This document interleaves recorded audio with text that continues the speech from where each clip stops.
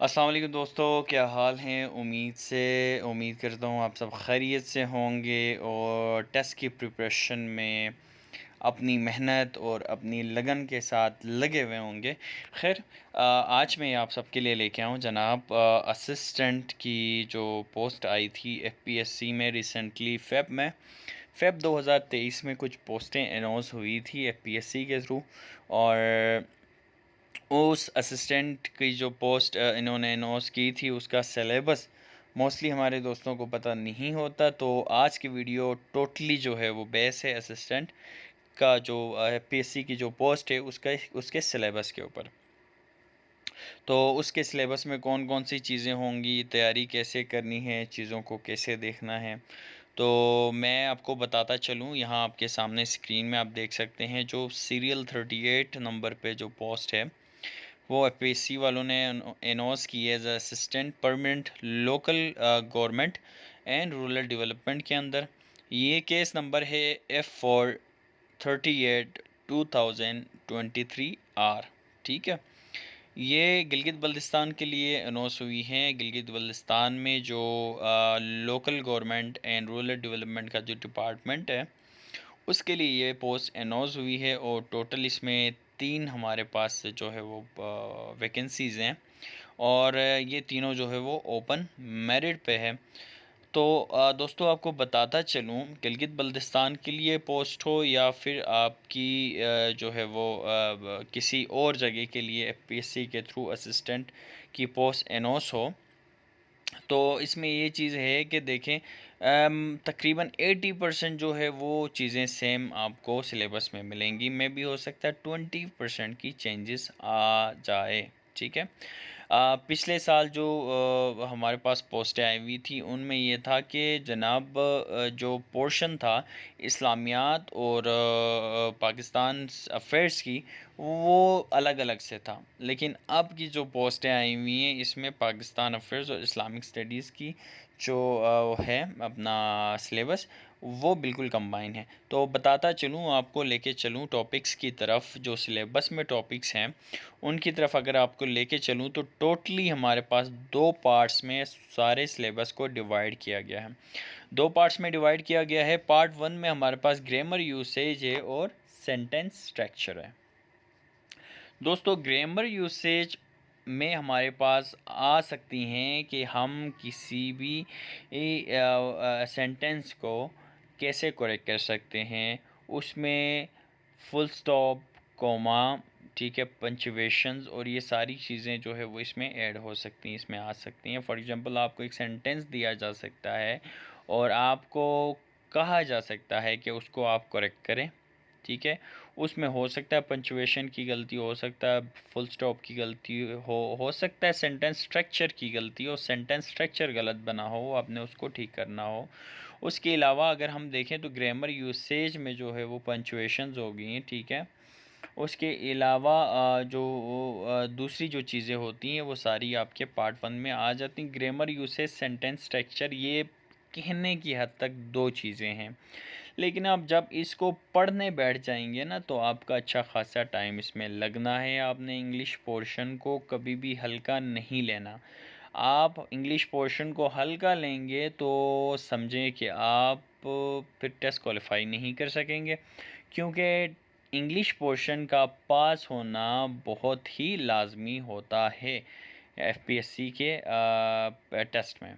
So grammar usage and sentence structure, जब आप जाएंगे नेट पे, गूगल पे, वहाँ आप सर्च करेंगे ग्रामर यूसेज तो आपके पास ग्रामर यूसेज के अंदर बहुत सारे जो है वो टॉपिक्स देखने को मिलेंगे।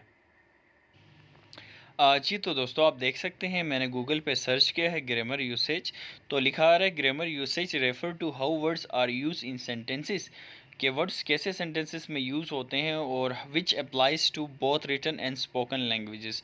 तो वर्ड्स को हम रिटन और स्पोकन में कैसे यूज़ कर सकते हैं, ठीक है।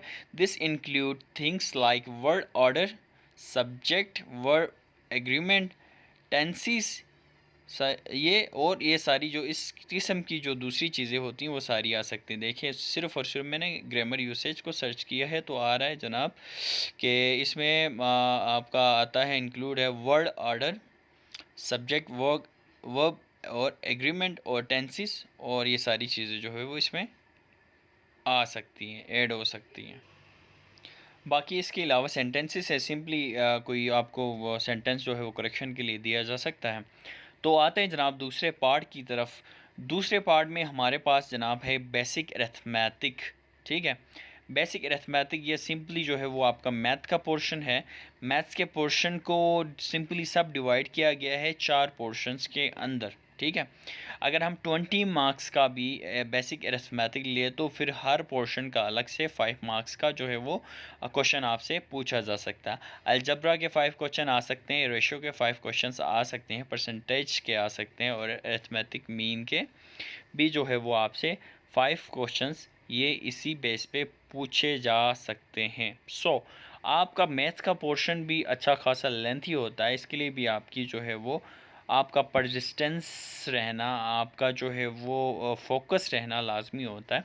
तो अलजब्रा की तैयारी आपको मुख्तलिफ़ ज़ावियों से देख के करनी होती है। रेशो आपको देखना होता है कि रेशो को आप कितने तरीक़ों से सॉल्व कर सकते हैं।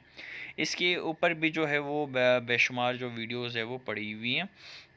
एज़ वेल एज़ परसेंटेज को आप देख सकते हैं कि परसेंटेज कैसे निकाली जा सकती है। और उसके अलावा देन है अरिथमेटिक मीन क्या होता है, अरिथमेटिक मीन कैसे हम निकाल सकते हैं, इसको कैसे हम समझ सकते हैं। इसको हमने डिटेल में टाइम देना है, टाइम देंगे तो तभी पॉसिबल है कि हम इन चीज़ों को देख सकें। देन हम आते हैं जनाब करंट अफेयर की तरफ। करंट अफेयर का 20 मार्क्स का क्वेश्चन इस पे आता है और इसमें जो है जनाब इश्यूज़ पूछे जा सकते हैं, चैलेंजेस पूछी जा सकती हैं जो नेशनल लेवल पे होती हैं as well as international level पे होती हैं। वो भी आपसे कोई 5 महीने, 6 महीने, 1 साल का नहीं पूछा जा रहा है बल्कि 2 साल का पूछा जा रहा है।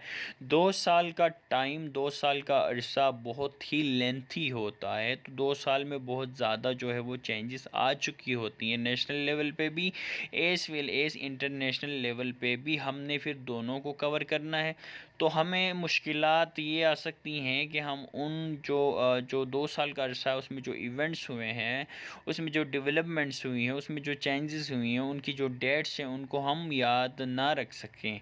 तो इसके लिए फिर आपको एक टिप दे रहा हूँ। टिप ये है कि आप जब भी नेशनल या इंटरनेशनल जो चेंजेस को कहीं पे देखें तो आपने सिंपली उसका, अगर आपके पास मोबाइल में है या लैपटॉप में है तो सिंपली उसकी स्क्रीनशॉट लेनी है, एक फ़ोल्डर बनाना है आपने करंट अफेयर का और उसमें जो डेट्स हैं उनको हाईलाइट करनी है और उसके बाद उसको वहाँ पे सेव करना है ताकि आप आगे भी इसको यूज़ कर सकें। जब आपके जहन से वो जो डेट्स हैं वो निकल जाएं तो फिर आप दोबारा उसको पढ़ सकें। तो सिंपली कहने का मकसद आपके पास बैकअप होना चाहिए। बैकअप नहीं होगा, आप उसको एक बार पढ़ेंगे और आप अपना डेटा लूज़ करेंगे तो फिर आपकी नॉलेज में इजाफ़ा नहीं होगा। आते हैं जनाब नेक्स्ट जो हमारे पास Pakistan affair in Islamic studies हैं। ये Pakistan affair in Islamic studies को इस बार इन्होंने कंबाइन किया है। कंबाइन करने के बाद इन्होंने जनाब एक ही जो है वो उसमें पूछा है। ये 20 मार्क्स का होगा टोटल। ठीक है, 10 मार्क्स का आपका पाकिस्तान अफेयर होगा और इस्लामिक स्टडीज़ 10 मार्क्स का होगा।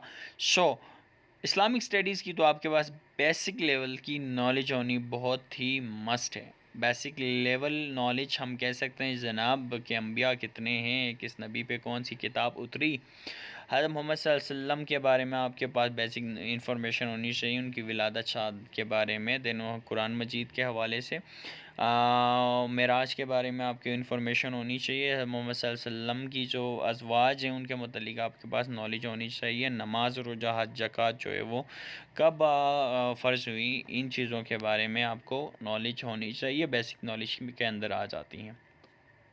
बाकी पाकिस्तान अफेयर अगर हम कहें तो 10 नंबर का है, लेकिन इसमें भी आपने अच्छा खासा जो है वो सिलेबस कवर करना है, अच्छी खासी नॉलेज आपको इसके लिए चाहिए।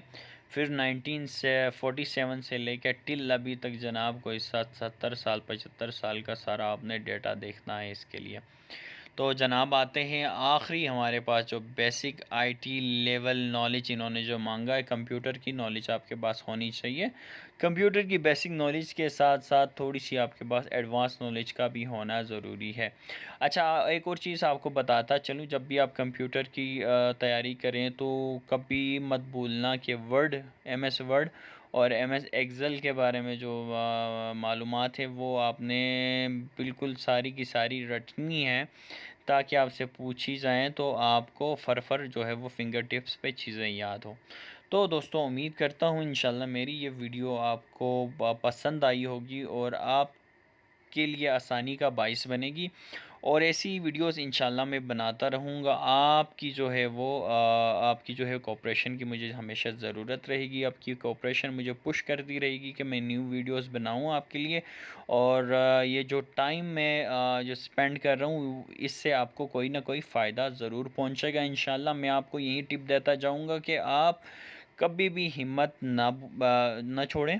सिंपली आपने अपनी हिम्मत को जो है वो आपने बिल्कुल ही उसको एक पेस में रखना है, और अपनी कोशिश को आपने जारी रखना है, और अल्लाह पे उम्मीद करनी है। अल्लाह ताला सबके लिए बेहतरीन जो है वो अता करने वाला है, वो सबको बेहतरीन रिज़्क अता करने वाला है। अल्लाह आपका हामी और नासिर हो।